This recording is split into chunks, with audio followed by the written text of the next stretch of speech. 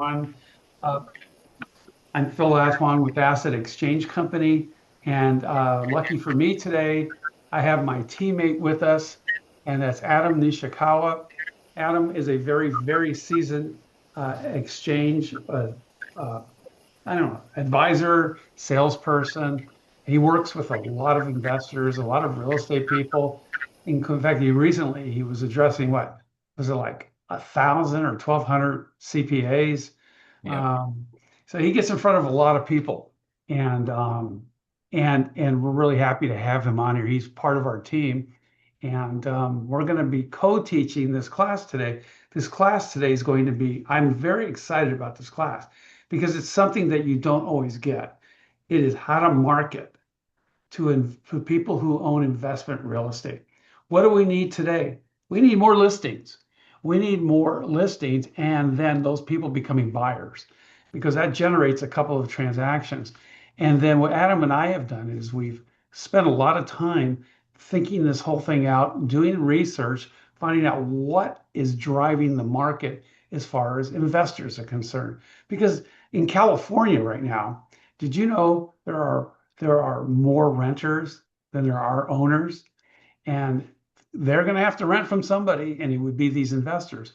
What an opportunity to get in front of these people with something that they're interested in, not just making things up, not just saying, I'm a real estate agent.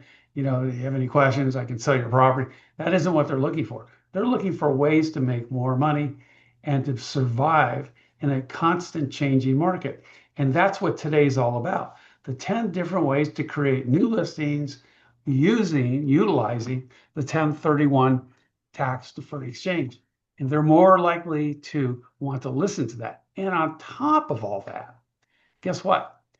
When we're finished, if you take a picture of that QR code here or this whole page, you can send us an email to teamphil@ax1031.com, and we will literally, no cost to you, because it's through the board, we will give you 10 marketing letters that go over a lot of what we're talking about today. So you'll be able to take this information and translate it to your farm of investors. And if you don't have a farm of investors, guess who can give you all those leads at no cost? The answer is your title person. All you need is an absentee owner farm of investors who've owned their properties for 10 years or longer. And what you will see today will impact them in such a way that it might just generate a phone call between them and you to find out maybe one of these ways that could help them transition their investment property. So instead of talking about what we're going to talk about, why don't we just start right now? So Adam, welcome, and great to have you on. And since you're on right now, why don't you read our disclosures or disclaimer? Well, just so everyone knows, the following seminar is really educational. You really need to urge your clients to talk to their personal tax advisor. And I'll give you one example of why this is important and why, although our company is owned by a tax attorney, it's important that your client's personal tax advisor is involved. Is because you never know if they have capital gain losses that can offset their capital gains, if they have certain if they've been filing their taxes in a certain way. We can give general advice, but we cannot give them personal tax or legal advice. So make sure that your clients are going to their CPA. They'll be your best advocate as well because they'll prevent you from also giving legal and tax advice. And I think that's great for all of us. Well, you're on a roll, Adam. So you want to take the first slide today? Yeah, this is one example why your client's personal tax advisor is so important because one of the number one reasons that investors do the 1031 tax deferred exchange is because of a loss of depreciation. So for those of you that don't know, if you go out and you buy your clients an investment property today, let's say you buy them a property for $1 million. What you don't see behind the scenes is that their CPA is taking that $1 million purchase price and they're going to basically find out what the exact improved value of the property is, not the land value, the improved value, because that is how they calculate the depreciation allowed through that property. So if you have an investor that buys a property for $1 million today and their CPA assigns $700,000 of depreciation to that property, your client gets to deduct roughly $25,000 a year for 27 and a half years if it's residential property. And then it's 39 years if it's commercial. So 27 and a half years, they get to this huge benefit of $25,000 deduction, meaning that if that property is generating $50,000 in gross income every year, they don't have to pay taxes on half of that income. So talk about a powerful tool. And it's why this is number one, because when you those clients that have owned property for this long run out of depreciation, they are now going to pay tax on the entire $50,000 of cash flow. So you can see how that's really going to hurt an investor because a lot of them, they get caught off guard. They've been taking depreciation every year. 27 and a half years is a long time. Your kid's gone in college, they're probably in their second job by then, and then they don't even realize it. They talk to their CPA. Their CPA says, hey, you're out of depreciation this year or next year or in 2 years. And they're wondering, well, what do I do? And how do I get more depreciation? So a couple facts, increasing your rent will not increase depreciation, right? Your rent is going up, depreciation is staying the same. And number two, the only way to add depreciation to a currently held property is to do capital improvements to create additional layers of depreciation. But a lot of times, even capital improvements cannot add enough depreciation for an investor to hold on to that property long term. So the real benefit of the 1031 exchange and the way to create new depreciation and to create two good commission checks for you is to sell that $1 million property and go buy a property for $2 million. That increase in value is where you get new depreciation as a real estate investor. And that's why you want to keep trading up in value. And that works for everybody, right? You get a $1 million sale commission and a $2 million purchase commission. So loss of depreciation is a huge way to generate revenue. It's one of the easiest ways to target investors based on length of ownership because you can contact your title rep and actually ask for a specific time period to pull title on owners, non-owner occupied properties that have been held for whatever specific amount of time. If you want to almost be guaranteed they're out of depreciation, pull 28 years of ownership, right? They're going to be out of depreciation, or at least they have very little left. Or And 20. so literally. And I can't tell you how many exchanges Phil and I do where the investors, they're on year 30 of ownership. They've been out of depreciation for years. So it's just this is why it's number one, loss of depreciation, reason to do a 1031 exchange. There's so many ways you can approach an investor with this topic and make sure that you bring in their CPA to help back you up on this. So I have a question for you, Adam. A couple of them, actually. Number one, something happened last 4th of July of last year, other than fireworks and barbecue. The question is, what happened from a tax point of view that got signed into law that affects depreciation? The big beautiful bill, everybody. The bonus depreciation being codified as one of the tax benefits of owning investment property means that your clients that typically are taking this depreciation over 27 and a half years or 39 years can start taking a huge amount of that up front. And what that means in practical sense is that instead of those clients waiting 27 and a half years before they run out of depreciation, they're going to run out or have very little depreciation left after 10 years. And that means they're going to turn over that property and go trade up again because they need new depreciation. And it's going to start this snowball of transactions where investors are trying to harvest this tax benefit. So those of you that aren't aware of the big beautiful bill, you've got to study up on it. We're going to be hosting another webinar soon on it because it's just a huge boon for any real estate investor. I think, Phil, if I remember right, the CPA we had in our last webinar said this is the biggest tax advantaged bill for real estate in his entire 30-year career. So it's a big deal. So accelerated depreciation allows me to take a bunch of years right up front, especially when I have a good income year, so I pay less money in taxes off the rents and the income that I've made. But what about something called cost segregation? If you want to just touch on it for just a second. Yeah, touch on that for a second. Yeah. 'Cause cost segregation allows a company to come through your rental and find certain components to it, like lighting and other things that you can accelerate some depreciation on as well, or find additional depreciation on. So there are lots of different ways to have more write-offs because remember, folks, the three things investors want when when they call you and they want to buy investment property is number one is always cash flow. They're looking for more income. And the more doors, front doors they have, the more money they make in a month. Number two, they also want appreciation. They want the asset to go up in value over time. And number three, this is it, depreciation. And they want to be able to reduce the taxes they pay off the rents they collect.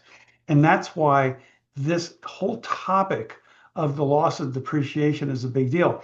Now, we have a flyer for you that will address that. You can mail out. Now, folks, you're going to probably feel that you can't qualify or you don't qualify if you're not as well educated on this particular area. It's not to worry. They can take this back to their CPA, or we can give them some general information, but the CPA will give them more specific information as it relates to their particular properties and tax returns. So, what a good way to pick up a new listing to help people buy up, to sell, and buy up by doing this thing called a 1031 exchange, which means when they sell, they don't have to pay what, Adam? Capital gains That's taxes. right. So that's a big deal. That's number one. Number two, properties with rising costs, targeting high expensive properties. Uh, just well, a few years ago, my wife and I bought a rental down in Long Beach. It's a condominium, and it began about $285 a month of association fees. Well, we've had it for a few years now, and the association fees have been going up and up and up.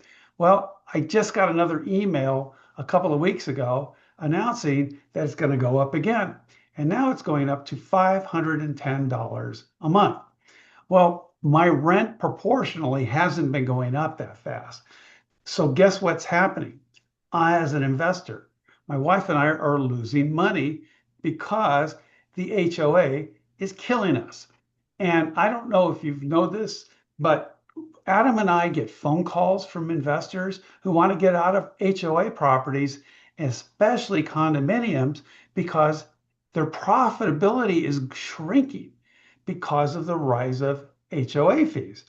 And it isn't just that, but we also get calls from people, investors who've owned their properties that haven't done a whole lot to them to keep them up to date and improved. So guess what's happening? They're beginning to say to themselves, boy, I better get rid of this property before I have some major contributions I'm going to have to put into to the property. I'll just sell it and then I can do a 1031 exchange and buy a newer property that I don't have to deal with some of this. These are all different reasons why our phone rings and we get calls for 1031 exchanges, which means you could begin to pick up those listings of those types of properties that have deferred maintenance, have issues with fire or flood insurance. Um, they just got to get their profitability back up because it's shrinking because of the HOAs.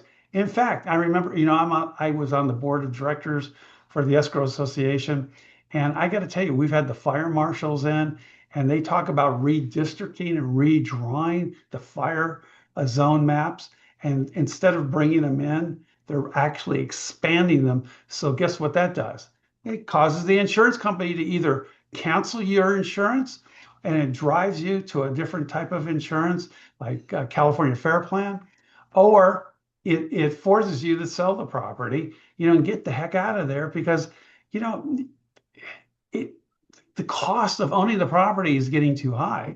So that's why there are solutions. How about the balconies things? What do you have to do now as agents with these balconies disclosures and whatnot? It's just that they're coming up with more and more and more things that you have to disclose and talk about and whatnot. And it's causing investors to lose profitability. So what is the solution? Selling this asset and doing a 1031 exchange. Adam, you were telling me a little story before we got online here. about what some of those condominiums are in San Diego? Why don't you share that little information with them as you shared with me this morning? Yeah, there's definitely a lot of condos on the market that have really, really high HOAs. And although the condos are priced low, 400, $500,000, the typical buyer that's looking to buy that as maybe their first home, they can't afford the $1,000 HOA that comes with it, right? So it's kind of the situation that's also happening in Miami. We have an office in Florida, and some of the Miami condos have been sitting 120 days plus. And so you're going to start seeing more and more condo complexes have these issues, and HOAs. The last thing I want to mention too is that the Fannie Mae requirements for reserves that an HOA holds on their books starting in 2027 is going to go from 10% to 15%. They're going to have to hold 15% reserves. There's a lot of HOAs that are undercapitalized. So that extra 5% is going to trigger a special assessment or a very large increase in HOA fees.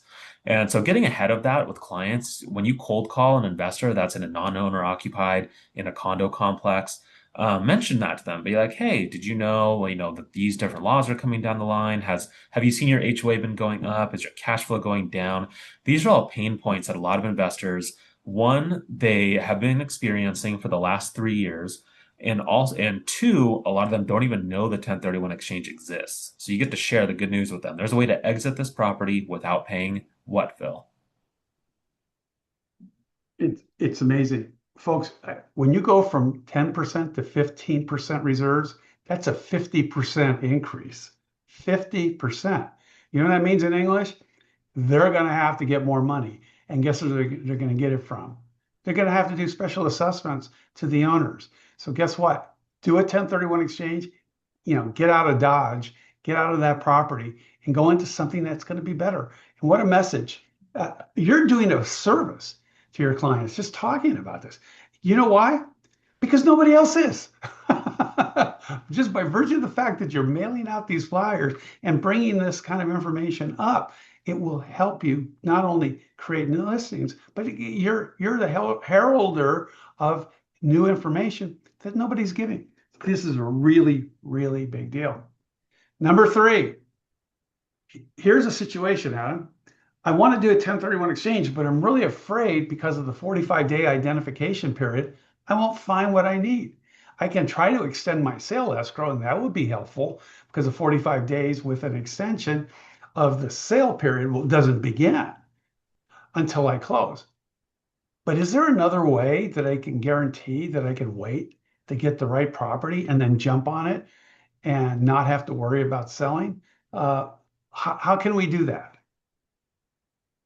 Yeah, something that Phil and I have been doing a lot of recently is known as a reverse exchange. And what this means is your clients that you've been sending all these properties to, you're going to send them a property one day that they're going to be like, I love this property and I need to take advantage of this, but I still have a tenant in my other property that I'm planning on selling. We haven't fixed it up. It's not ready to go, but this opportunity is too good to pass up. And what they can take advantage of is known as a reverse exchange, where they're going to go ahead and close on their purchase before they sell. And for many of you, just a quick reminder of the 1031 exchange timeframes, because they are the same for a delayed exchange or a reverse exchange. From the close of escrow on either the sale or the purchase, your client has 180 days to complete their exchange. That first 45 days is their identification stage. In a delayed exchange, all of you know that they are identifying potential replacement properties. But in a reverse exchange, they are identifying potential sale properties. So they get to choose what property in their portfolio they plan on selling, one or two or three properties, whatever they're doing. And that's what they have to sell by the 180th day. But it gives your clients an opportunity to lock in this new purchase now instead of waiting until they can sell their relinquished property. Because I know for some people, as much as they want to sell the relinquished property first and avoid a reverse exchange, both due to complexity and cost, it makes the most sense to do a reverse exchange because you no longer have to worry about finding a property. You have already found the perfect property, and that's peace of mind is worth a lot. And when you're talking about investment property, it's important to be in the right property. And because of depreciation issues that we've talked about, because of cost, maybe due to associations. And remember, it can still be an association and not be a condo, right? So, because of all these different reasons, a reverse exchange may be the perfect fit. But again, like Adam was saying, you got to have the cash to get in, and or cash and a loan, and how you get the loan, whether it's a swing loan, a bridge loan, a line of credit, hard money, it doesn't matter because we're not lenders. All you have to do is have enough money to buy the property, whether it's all cash or cash and a loan, close the purchase first and then close the sale up to 180 days later. It's a good way to go. It's like Adam was saying, it's more popular, it's more in demand right now. So, because investors want what they want when they want it, and many of them can afford this. So, it's a good way to go. That's number three. Number four, low management responsibility. I don't know if you can tell by looking at my picture here, but my hair is not exactly as dark as Adam's, and which is usually means I've been around a long time. And when you find people who've been around a long time who own investment properties, many of them, not all, but many of them are getting tired. And I can tell you that about me. I don't have the stamina like Adam has. And I used to, but not anymore. The bottom line is that I want to be able to coast a little bit more because I've worked so hard to get to where I'm at, especially with my investment portfolio, that I'm getting tired of managing. I don't want to get phone calls all the time. Or I'm tired of managing managers that are mismanaging my properties. Just because I have a property manager doesn't mean I'm still not going to be involved in making constant decisions with issues going on and having to approve this and do that. So what happens is many of their clients that we are doing exchanges with have been looking for other type of investment property alternatives they can go into. So we'd like to talk about three of them. One is called the triple net property, NNN. If you're not in commercial, you may or may not know what this is. But a triple net property is a property like the one on the left where you see a Starbucks. That tenant could be Starbucks, it could be a CVS, it could be a Chick-fil-A, it could be a Walmart, or it could be a Home Depot shopping center. It could be virtually any kind of a B of A's in it, a Chase is in it. I can say Amazon Fresh, but they're not around anymore. But there's all kinds of different types of tenants involved in these triple net properties. And basically, people ask, well, what does that mean, triple net? Well, triple net means three things. Number one, guess who pays the property taxes? Is it the owner that buys the property? The answer is no. So you don't have to worry about your property taxes going up because you don't pay for them. The tenant, in this case, Starbucks does. Number two, who takes care of the day-to-day maintenance and repairs? The answer is not me, Starbucks does. Number three, who pays for the insurance? We just talked about fire insurance and all that. Who pays for the insurance? The answer is Starbucks does. And many investors are leaving multi-unit residential or any kind of residential these days to go into these types of buildings. But the downside of a triple net is you really need to start with $1.5 million or $2 million minimum. And not everybody can do that. So something else has evolved that the IRS has approved. It's the second one. It's called a DST. D stands for Delaware, like the state. S, statutory, as in law, and T stands for trust. So it's a trust that is filed in the name of the state of Delaware. But these properties are all over the place. And what happens is you can acquire through a 1031 exchange to sell your current property and go into something where maybe you can't afford a triple net. You can't afford, two and a half, three, four, five, six, $7, $8 million. What happens is you're able to acquire this property, but a fractionalized piece of it. So maybe you're going to buy an institutional type property that is worth maybe 40 million, $50 million. But your piece is going to be what you came out of with your 1031 exchange, or if you're trying to replace depreciation, even higher. So that is an option for many investors. And the people that are going into these properties are the people who have been, how can I say, they've owned these properties for 20 years plus, and they're in their 60s and 70s and 80s. it's a good alternative for an investor to go into a DST because they want to maintain their equity. They certainly don't want to lose their cash flow and they don't want to pay taxes just by selling the property. So this is a really good fit for a lot of folks. The third one is called a 721 up REIT. A 721 up REIT means that you are selling or your property, you're going to do a 1031 exchange into a DST, but there are some DST that does what they call conversions into a 721 UPREIT after 2 years. What does that mean? If you know what a REIT is what you go talk to a stockbroker about, and you buy shares of stock in this big billion-dollar company that owns these portfolios of real estate, of which you get to have a share of the stock. So you get the income, you get to watch it grow, all that good stuff. There's private REITs, there are public REITs, but the bottom line is the kind of REIT this 721 is, it's a DST that tells you right up front if it's going to convert into stock, where $1 billion REIT company is going to buy your building.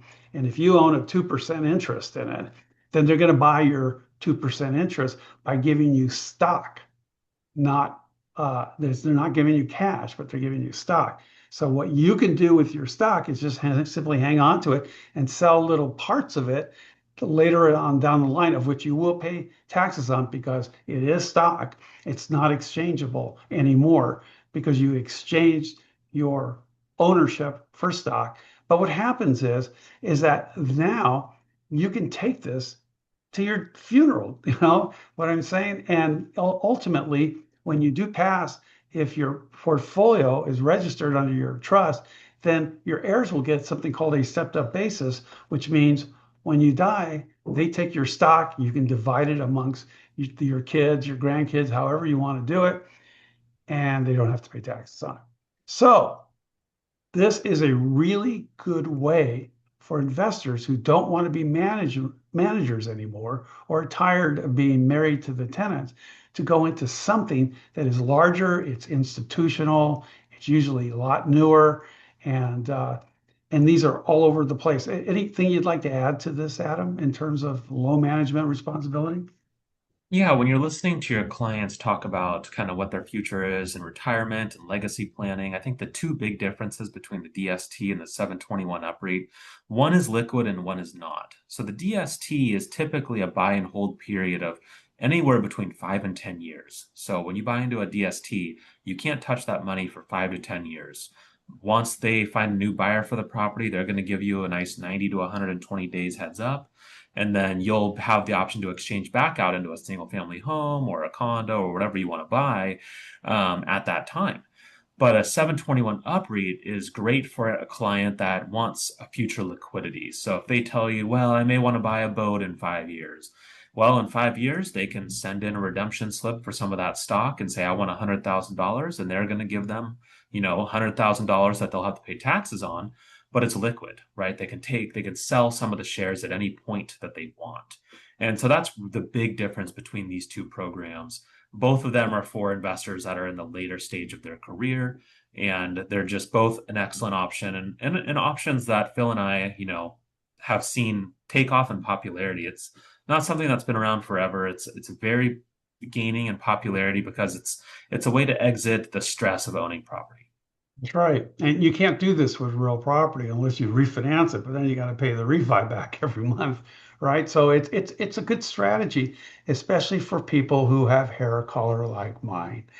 All right. Number five, decline of cash or rate of return of equity. Most people don't understand what this is. But Adam, can you clarify this? And what does that mean? I mean, as my property grows in value, don't I make more cash flow? I mean, my rents are going up, my values have been going up. So my question is my rate of return going up on my building? And how do I calculate something like this? Yeah, I think everyone has heard the phrase in the real estate investment world of I'm letting my tenant pay down my mortgage, right? My tenant's paying for my mortgage. And that's really important when you think about your cash on equity return and your real estate investment because over time, as those rents pay down your mortgage, you build up equity in that property. So you've got property value going up plus mortgage going down equals growing pile of cash, right? And that growing pile of cash has a specific return based on the rents. Well, in the last 5 to 10 years, the appreciation and cash that has been piling up in these properties is enormous compared to the increase in rents, right? Rents have not gone up near as much as the appreciation and the pay down of your mortgage. And what happens is over time, real estate investors don't realize this. As their equity grows, their cash on equity return goes down. And this is true for really every single property that hasn't refinanced or balanced, rebalanced, or changed anything. They end up making less money on their money. And so if you ask a client, well, if you were to go stick this money into a savings account or a CD or the money market account at Bank of America or Charles Schwab, what would your return be versus what you're getting on your property? And investors always say, oh, we're getting way more money in our investment property until they do this calculation. So Phil sat down with a CPA and created this calculation to help your clients understand what they're making on the equity in their property. So what you want to do is apply this to every building in their portfolio. You're going to take the annual gross income, basically what the rent is times 12. You're going to take the annual expenses, include that fire insurance, which is going up, include that property tax, that Mm. maintenance, utilities that have been going up with inflation, include all of the expenses, right? Those HOAs, everything that's been going up, right? So you're going to put that in there. You're going to find the annual net income, and then you're going to go ahead and give them a broker opinion of value. This is what I think you would sell for today, which is going to help them find out what their net equity is in the investment property. And that's how they're going to get their percentage return on equity. And this is always mind blowing for investors because they always, before you start this conversation, they think they're getting 10 to 15%.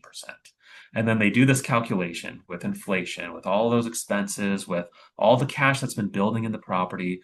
And then they come out with what is it on average, Phil, that return on equity? Yeah, 2 to 4%. Yeah, 2 to 4%, super low. You can probably put your money. I know I have money with American Express, and they do 3 point whatever percent. You can It beat just it went down a sitting little bit, by the in a way. save. Yeah, you can beat it though sitting in a savings account, and that money is just sitting there not doing anything for them. And this is how we show clients that either you can refinance to pull some cash out and go buy another investment property, or you sell and you 1031 exchange into more investment property and you leverage up. And having that conversation with investors is a great way to get them to go, oh, maybe I should utilize your services. I should let you list my property because I would like to get back to that 6 to 7 to 8% return that I should be getting on my property or higher. We have clients, Phil and I, that go into properties that have 10 to 15% returns, and that's just a smarter place to have your money. Adam, what I think is this page that we're looking at now, we have a flyer for you for this. This helps them understand that their property, their rate of return is not good. But this helps them, especially if they're older, to know what to go into. Because this is great, but this only presents the problem. What's good about this is that it provides the solution. It now gives them a motivation to want to sell. Because the reason why you'd want to sell, because you would do a lot better. And think of it, if you're getting a 2% return on your building, and you go into something with a 5% return on your building, what is your increase of monthly income? What, one and a half times? More than double. It would be more than double. So the question is, you don't have to talk them into it. They just kind of put the numbers together and look at it. So remember, it's about, and if you have a car that you really like and it's been really good to you and everything, but you see the brand new shiny model, the new one with all the bells and whistles in there, all of a sudden the car that you had isn't as good as it used to look. This new one, it gives you a motivation to want to sell and buy, even if you think the one you have is fine. And that's what it is with investment property. Okay, Adam, this one we don't really even need to talk about because I think as investors, or which we are, or as those who call on investors, realize people are complaining a lot here in California. about things like evictions, turnover costs, and repairs, because many times when they leave, they'll thrash the properties. I mean, how many times have I had a client call me and ask me to set up a 1031 exchange that they've had to put back in 2 years of profit into the property to get it back to where it was before these tenants screwed everything up? And who's the law protecting? The owner or the tenant? So, pet damage, liability, increased legal exposures, tenant protection laws. And by the way, tenant protection laws are not going down, they're increasing. City and county restrictions, HOA fines, and enforcements. Investors are very disgruntled right now, especially in the residential end. They are a little bit in the commercial end when it comes to office space, but they really are in the residential end because the government is backing up the tenant. Why? Because they get more votes that way. That's just the way it is. It's no longer a balancing act, it's a money act, it's a position act. And that's what we're heading to in our country. We're already there, frankly, here in Los Angeles County and in California. So the question is, with the challenging tenant issues, Adam, what is driving our business in the 1031 exchange world with investors making moves? Yeah. So we have so many investors that call us and they're just scared.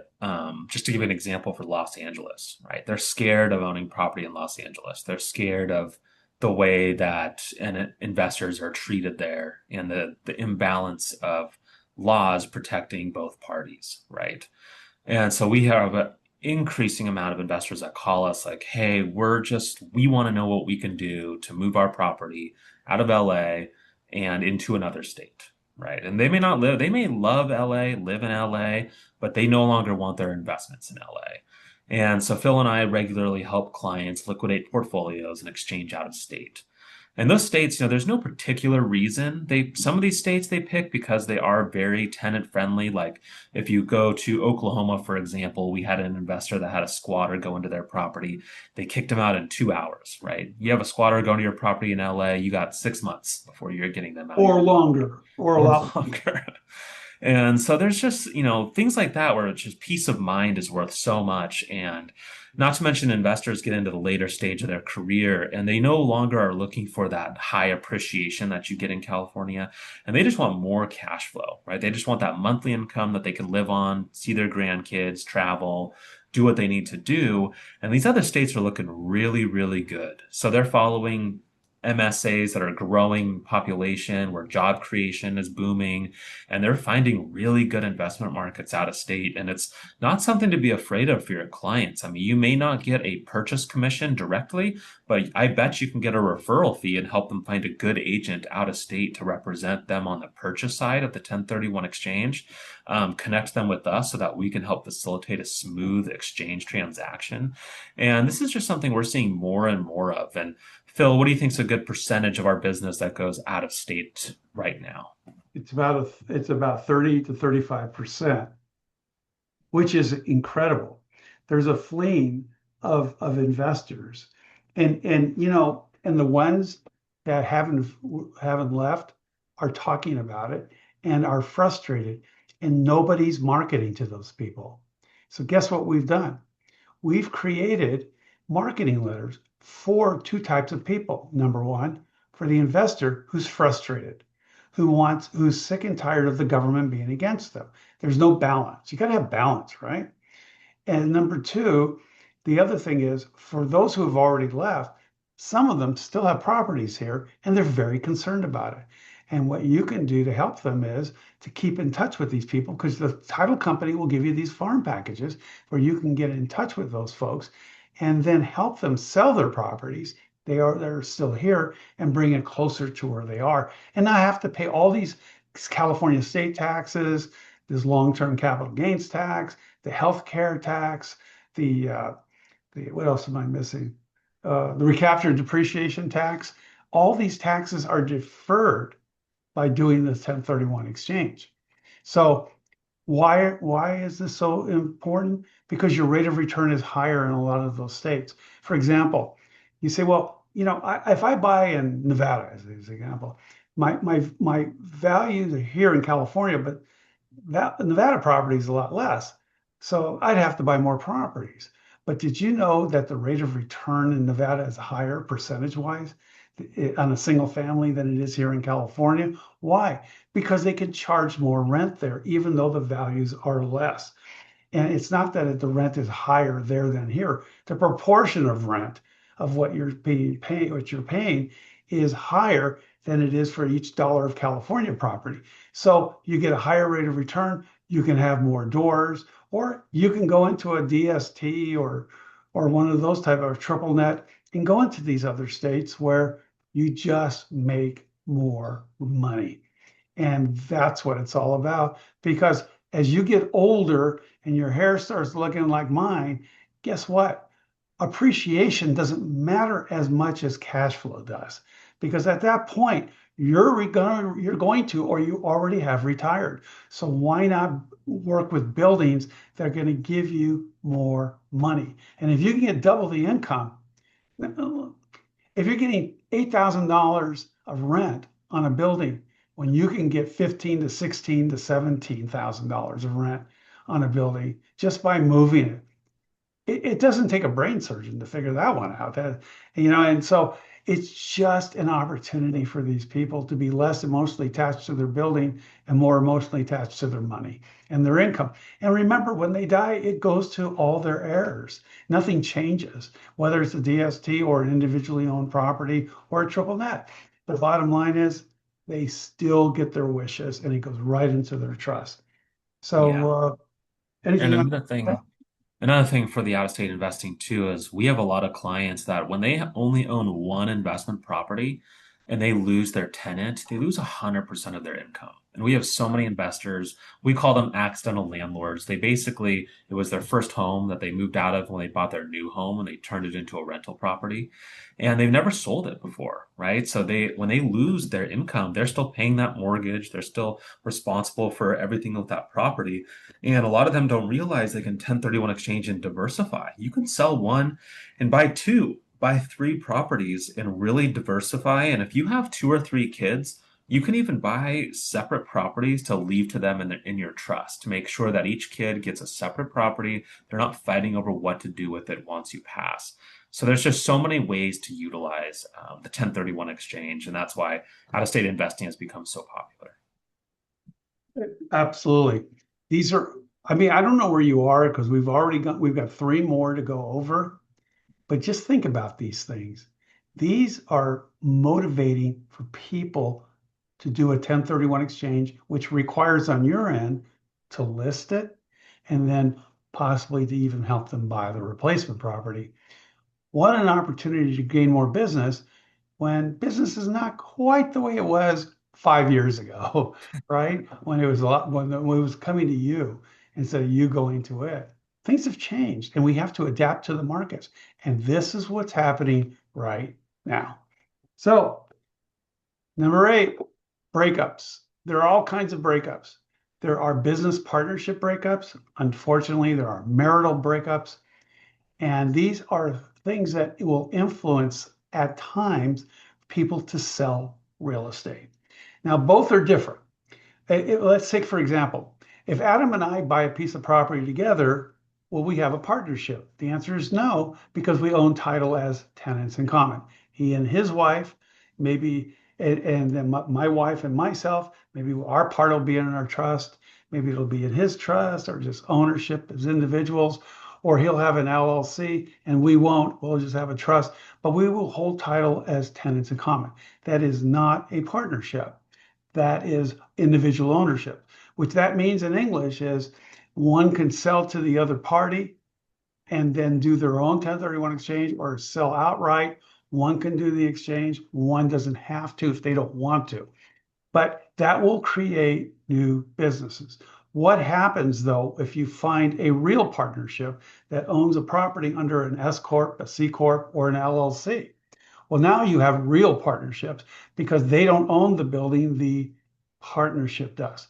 And the reason why they set up this LLC is because in the event that something went wrong and people got hurt and they go to court and the court favors the tenant, you ever hear that before? And not the owner. What happens is that the partnership suffers the loss, not the individual owners or the members of the partnership. So what happens in those situations, there are opportunities to do 1031 exchanges.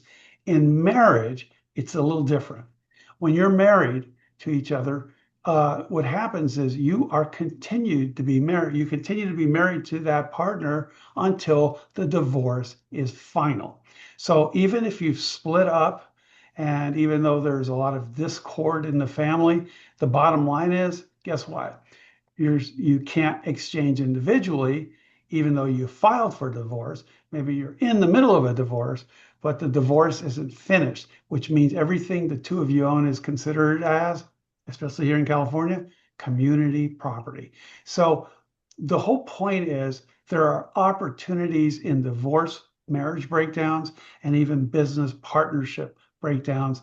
Business partnership gets a lot more technical. We can certainly comment to that, but the bottom line is both are avenues that you can go down to find new business through utilizing their investment properties and doing a 1031 exchange. Anything you'd like to add to that, Adam? No, that's perfect. I think the same taxpayer requirement that everyone here is probably aware of, the tax ID number must match on the sale to the purchase. The divorce one, Phil and I work with at least one couple every month that is going through a divorce, and when they learn that they can do a 1031 exchange separately, divide that asset, that's a huge benefit to them, right? They don't no longer have to have commingled assets, and it's just that opportune time to help them through that process. So just be aware if you have any clients that are in that situation that you can help advise them on how to go ahead and exchange their investment property separately to make sure it's a really smooth transition to a completely separate legal life. Absolutely. In fact, if you look at that picture on the lower left-hand side with everybody have their hands on their head, that's probably how they're feeling when they're going through these kinds of breakups, whether it's a business or a marriage. And you can be help to them by being able to help them with their investment property and move them around so they can have a future with it. That's a good thing. Number 9, I love this one. In fact, I love it so much, I'm going to let Adam talk about it. Because more and more investors are beginning to utilize their exchange. Get this, we know they're investment properties, right? But to help their kids get into property. Now, Adam has 2 children. One is what? 2 years old, and the other one is what? Like a few months. 4 months. Yeah. Or I have 3 kids, and I have 6 grandkids. And what happens is that you can actually, through your, and I'm going to let Adam explain this, you can actually do a 1031 exchange and help one of your kids who can't afford to get into property today because it costs so darn much to actually be able to get into property with your 1031 exchange. You say, how do you do that? Adam, why don't you tell them? Yeah, think about through your database and all your clients and your resources. And what you're looking for is a client who has a child that has went to college out of state. Maybe they decided to get a job out of state, stay in the state that they relocated to, but they're earlier in their career and they can't afford to buy a house yet. But you would like to help them out, right? Or the taxpayer would like to help them out. They can 1031 exchange. There's 2 different ways to utilize this. Number 1 is to do a straight 1031 exchange for equal to or greater property, and they're going to go ahead and rent to that family member, which is allowed. You can rent a family member. They do need to pay fair market value. You can talk to your CPA about what that number needs to be. And you still have to claim that income on your tax returns. But the nice thing is your tenant is now your family member. They will hopefully treat that property with respect and a lot better than a random tenant would treat that property. And it's Hopefully. also going to be in the trust so that when you pass away, your heirs are already living in their inheritance, right? It's such a nice way to pass on that asset tax free. So that's the ultimate goal, right? But the situation you're going to come up against also for clients is, well, my child cannot pay rent yet, or they can't pay very much rent, but I'd still like to help them out. What in that situation, we have a lot of clients that, for example, if you were to sell a property here for $500,000, you were to go to Ohio and you wanted to buy a triplex for $750,000. That's a really nice triplex in Ohio. Your heir or your child can live in that amount that's above the $500,000 exchange value, that third unit, for free. They don't have to pay rent. They don't have to do anything as long as you're renting out the equal to or greater portion, which is the $500,000 value. Same thing goes for if you're in LA and you sell for $500,000 and you buy a duplex for $1 million. Your child can live in 50% of that property rent free, and you can collect the income from the other unit. And it's just a great way to help kids out that are unable to pay without it affecting your monthly cash flow. Because in that situation, oftentimes that 50% rent is enough to cover at least the mortgage on the property. And that way, you're able to solve two problems with one stone, and hopefully they get a little experience managing that duplex or triplex. And that kind of gives them real world education, something that they can apply. So when you're no longer around, they see that value of real estate and they see that value of income that it's generating. This is an incredible way more investors are helping their family members get into property, either here or other places in the country. Adam mentioned, what if they just graduated from Ohio State and they're just getting married now and they would like to have a place to live because they can't afford it. But you can do a 1031 exchange and do what Adam was talking about. And if you look at the last one, they get the primary residence exclusion because if they co-own with you on their portion, when you go to sell it and do another exchange to get out, they can use the principal residence exclusion up to 250,000 or up to 500,000 as a married couple exclusion on their part of their capital gain. So many ways to help, whether it's your nephew, your niece, your grandkids, or your children get into property. Yesterday, I was speaking in a very large office in Orange County. And what happens is the manager of the office wants to buy a property, build it up a little bit, and then let her son rent from her. And the question is that allowable in a 1031 exchange with a related party? The answer is, like Adam said, yes, because they're going to pay at least 80 or 85% fair market value of rent. So there's lots of conciliations that the government will allow you to take advantage of. But people can't take advantage of something they don't know exists. And that's the beauty of having you be able to communicate. That's why we offer you these marketing letters. There's no charge for those, folks. We're going to give them to you. And our goal is for you to be able to generate new business for yourselves and your clients. Ultimately, yeah, we might be able to work with you in a 1031 exchange. But the whole point is new business is being transacted. And that's what's so important. Well, we've gone through 9 of them.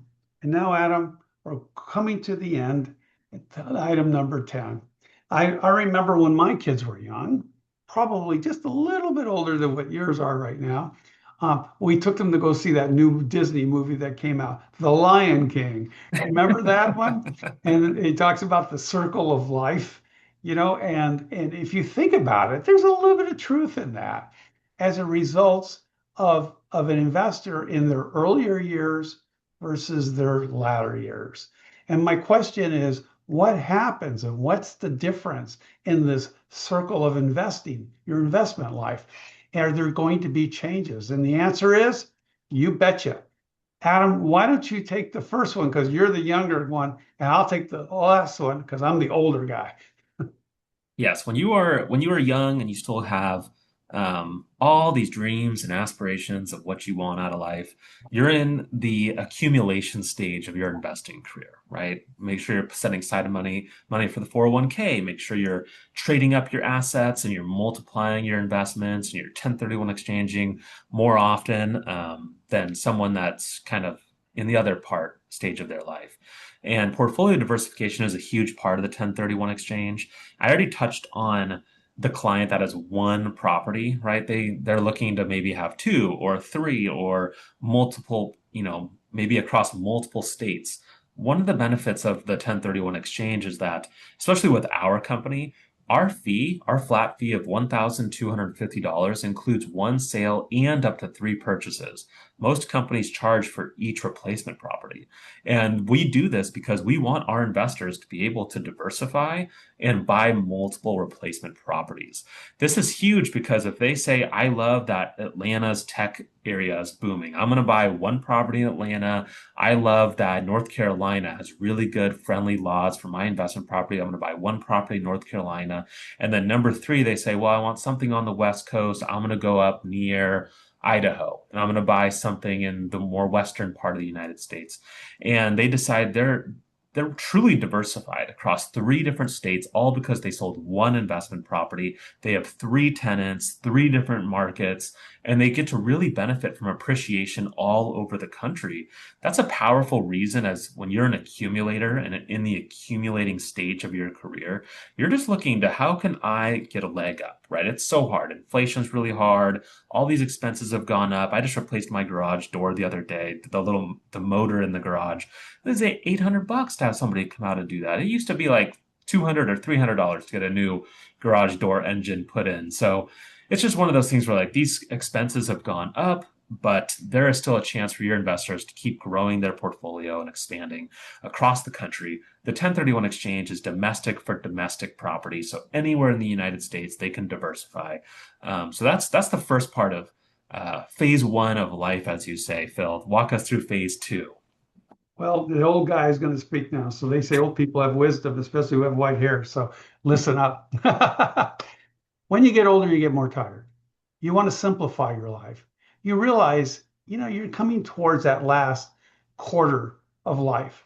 And the question is, how do you want to live it? And many of them are going to consolidate their buildings or their investments. Why? Because they don't want to spend a lot of time with it. They just want to reap the benefits of it.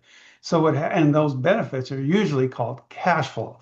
So what happens in those situations is they either buy larger buildings or they will try to bring things together in one spot. They just feel like sometimes it doesn't make sense why they make some of these decisions, but they do. And they just want to create something that's more simple, easier to manage or take care of. And that's why the consolidation part happens. So when you're doing Adam's part, or you're diversifying, multiplying, things start to change when you get into your late 50s and in your 60s, where you're starting to wanting to bring it back together, but with more of the cash flow. It's doing exactly what you wanted to do. What can get you there? Answer: a 1031 exchange, because you don't have to pay all the taxes to move your properties around again. And that means your properties are working for you, so you don't have to. And that's exactly what investors are looking for. Well, this brings us to the end of our presentation today. We are your team to help you get in front of your clients. Now, we also want to be a part of your team. And what I mean by that is this, is that I'm sure you're very good at what you do, but you don't know everything about escrow, but you have an escrow officer who's part of your team. Maybe you don't know everything about title insurance, but when a question comes up, you have a title person on your team. Maybe that's true also of a lender. But guess what? When you're working with investors, you need an exchange team on your team to be able, so your clients can call us and we can answer their questions and send them right back to you.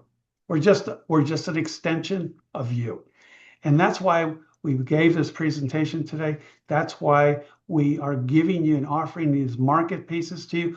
To get the marketing pieces, all you have to do is send an email, say, great presentation, best one I've ever heard in my life. No, you don't have to say that. But send the email to teamphil@ax1031.com, and we will give you, courtesy of Downey, Association of Realtors, we will give you these letters and we will turn them over to you. And there's no obligation to take those letters. And there's no obligation, frankly, to have your clients consult with us so we can give them answers as to how to remedy what they want to achieve. And that's what we're here to do. That's what Adam does every day. That's what I do every day. And that's what we do as a team. So if you think that with it being already almost half over 2026. That's right. It just seemed like I just took down the Christmas tree, and here we are, half finished. I should have just probably left it up because it's going to be back here before you know it. But the whole point is this, is that if you plant seeds, you will get back a harvest. If you do not plant any seeds, you will not reap anything except maybe from past relationships, which we hope will definitely happen. But the point is that the more seeds you plant with these people who already own the rental properties 10 years, 12 years, 15 years, 20 years, or longer, which your title company will provide, it will help you generate new business. And God only knows we all can use new business today, right? So we're here for you if you need us. Our phone number is up there. There's a QR code you can take a picture of that'll give you our contact information that you see in front of you. But our goal for you is that you can make more money by helping your clients achieve their goals or even show them things that they don't even know exist by what we've covered today. Adam, I got to thank you very much for joining me today. This has been a really good class. So good. I'm going to see if they're going to share the link with me so I can watch it again because I liked it so much. And the bottom line is, I just want to say thank you again to the Downey Association of Realtors. They are looking for your best interest, and that's why they had us come up. In fact, I heard a rumor that we're going to be coming back again, maybe in July or August, to talk about the basics of 1031 so you can further understand how it all works. Either way, we're here. Ask us questions. And Erica, I appreciate all you do. Thank you so much Thank for you having us so here today. much. And can we get in fact, can you send a copy of this recording to us today? Definitely, yes. Let me go ahead